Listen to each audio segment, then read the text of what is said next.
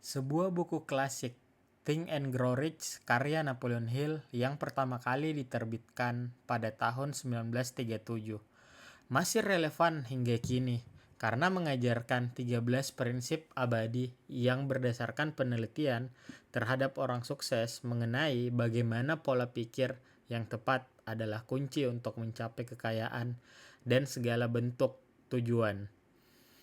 Mungkin lu pernah berpikir atau pernah berada di posisi hidup berasa stagnan, hari-hari berjalan sama, dan lu ngerasa seolah ada batas kaca yang gak terlihat tapi selalu nahan diri lu buat naik level.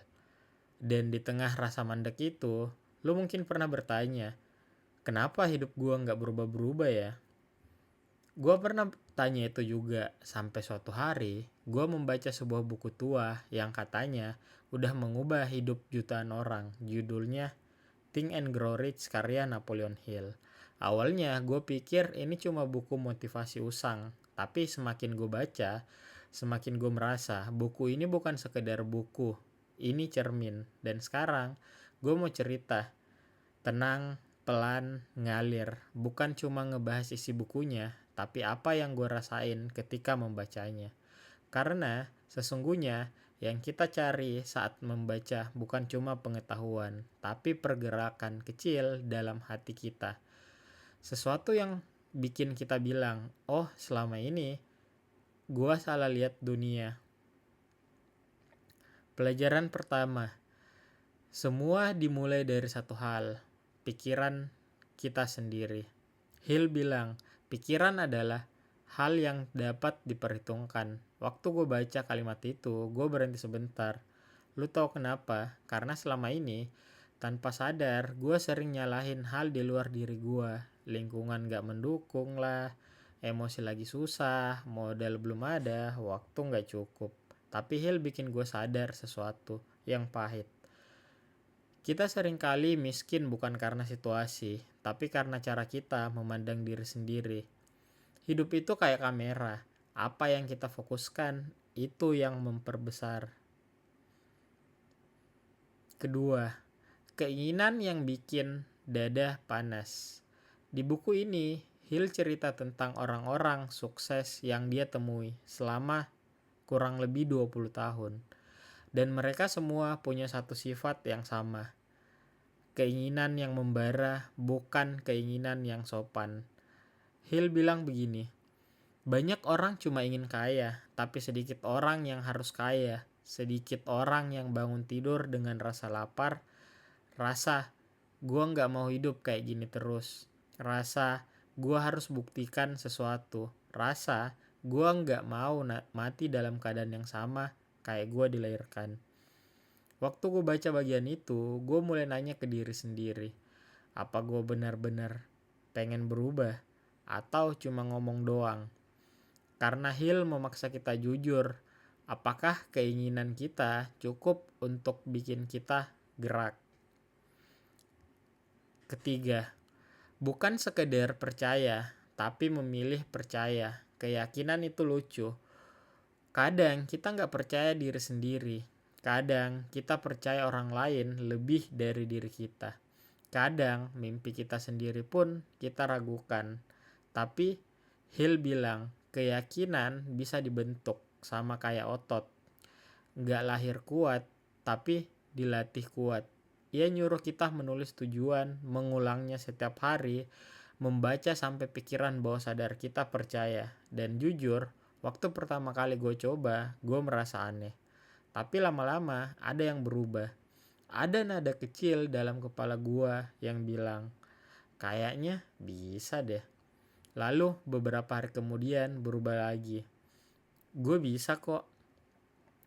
Sampai akhirnya menjadi gue harus bisa. Dan itu titik baliknya. Pelajaran keempat, mengubah obrolan di kepala. Hill bilang, kita adalah apa yang kita bisikkan kepada diri kita sendiri setiap hari. Coba lo perhatiin obrolan di kepala. Ah, gue mah gak bisa. Konten gue gak sebagus orang lain. Siapa yang mau nonton? Gue gak jago ngomong. Gue telat mulai. Kalimat-kalimat itu pelan-pelan jadi identitas. Lalu identitas itu jadi kenyataan. Autosugesti ngajarin kita mengganti dialog internal, ngebangun pikiran pelan-pelan sampai akhirnya kita menjadi apa yang kita katakan. Karena pikiran itu kayak lantai rumah. Kalau lo terus menyapu, dia bersih. Kalau lo diam, debu akan menumpuk. Pelajaran kelima. Spesialis knowledge. Keahlian itu bukan takdir, tapi keputusan. Ada bagian yang gue suka banget. Hill bilang, pengetahuan tidak menghasilkan uang, kecuali jika disusun dan diarahkan. Ini tamparan halus. Kita terlalu sering belajar banyak hal, tapi tidak fokus pada satu keahlian yang benar-benar mengangkat hidup. Dia bilang, orang sukses bukan yang paling banyak tahu, tapi yang paling tepat ilmunya. Contohnya di dunia konten, belajar storytelling, belajar menyusun visual, belajar kecepatan bicara, belajar memahami psikologis penonton, belajar thumbnail, belajar retention. Ilmu itu penting, tapi ilmu yang digunakan itu yang mengubah hidup. Pelajaran ke-6. Mesin yang mencetak masa depan.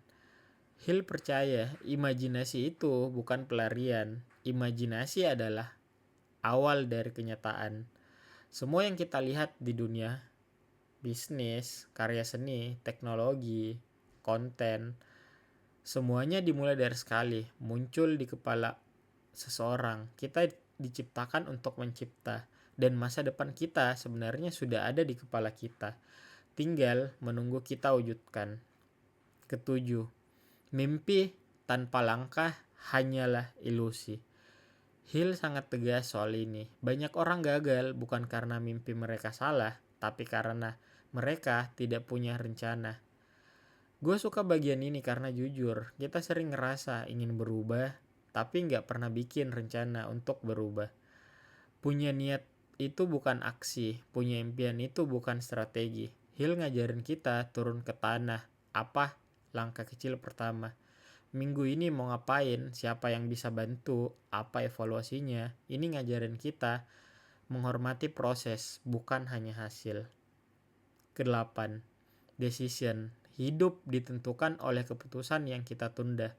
Hill mengamati bahwa orang yang sukses itu membuat keputusan cepat, tapi mengubahnya pelan. Sedangkan orang gagal kebalikannya, membuat keputusan pelan, tapi mengubahnya cepat. Ini bagian yang bikin gue merenung, karena kita hidup di era overthinking. Kita takut salah langkah, padahal langkah salah masih lebih baik daripada enggak melangkah sama sekali. Keputusan itu gerbang, begitu dibuka, dunia bergeser. 9. Persistence. Ketekunan adalah nama lain dari keajaiban. Hill bilang, hampir semua kegagalan itu terjadi di titik ketika kita sedikit lagi berhasil. Tapi kita menyerah dulu. Dan kalau lo pikir itu benar banget, banyak orang berhenti bukan karena mereka nggak mampu. Mereka berhenti karena mereka capek menunggu hasil. Hill ngajarin kita melihat ketekunan sebagai bukti cinta pada mimpi sendiri.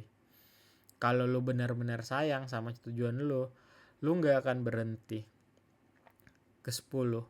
Mastermind. Lingkungan bukan sekedar teman, tapi masa depan. Hill memperkenalkan konsep mastermind. Kelompok kecil, orang yang saling mendukung tujuan masing-masing.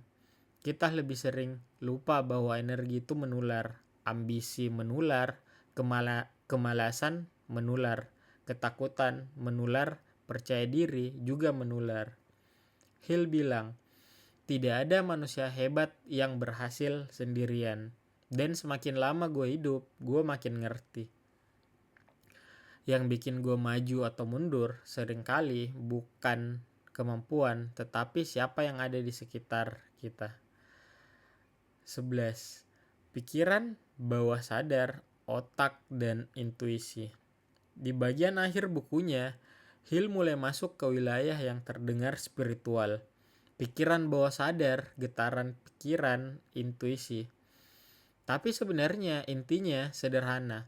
Kalau lu cukup lama menjaga tujuan, cukup lama percaya, cukup lama bertahan, pikiran lu mulai bekerja seperti radar. Ia menangkap hal-hal yang sebelumnya nggak terlihat, peluang yang dulu samar jadi jelas, ide yang dulu gelap jadi terang. Intuisi itu bukan sulap, itu hasil kerja keras yang diam-diam. Apa yang gue pelajari setelah membaca buku ini? Hill membuat gue sadar bahwa kita sering jadi musuh bagi diri sendiri. Kita sering menunda jadi versi terbaik kita. Kita sering lebih percaya batas daripada kemungkinan kita. Sering menunggu kesempatan, bukan menciptakannya. Dan yang paling penting, tidak ada yang benar-benar miskin jika pikirannya kaya. Kita boleh mulai dari bawah. Kita boleh belum punya apa-apa. Kita boleh merasa terlambat. Tapi selama kepala kita masih hidup, masih penasaran, masih mau berubah, jalan selalu ada. Penutup, itu cerita gua tentang Think and Grow Rich karya Napoleon Hill. Bukan hanya sebagai buku, tapi sebagai perjalanan kecil untuk melihat diri sendiri dengan cara yang baru. Gue harap setelah nonton ini, lu gak cuma tahu isi bukunya, tapi juga merasa ada sesuatu yang bergerak dalam diri lu. Gue Wawan, kita ketemu lagi di cerita buku berikutnya. Dan semoga apapun yang lu pikirkan malam ini menjadi kenyataan suatu hari nanti. Hal yang paling gue suka adalah halaman terakhir di buku ini, yaitu jika kita bersaudara, kata Emerson yang kekal, kita akan bertemu. Sebagai penutup, saya ingin meminjam pikirannya dan berkata, jika kita bersaudara, kita sudah bertemu melalui halaman-halaman di buku ini.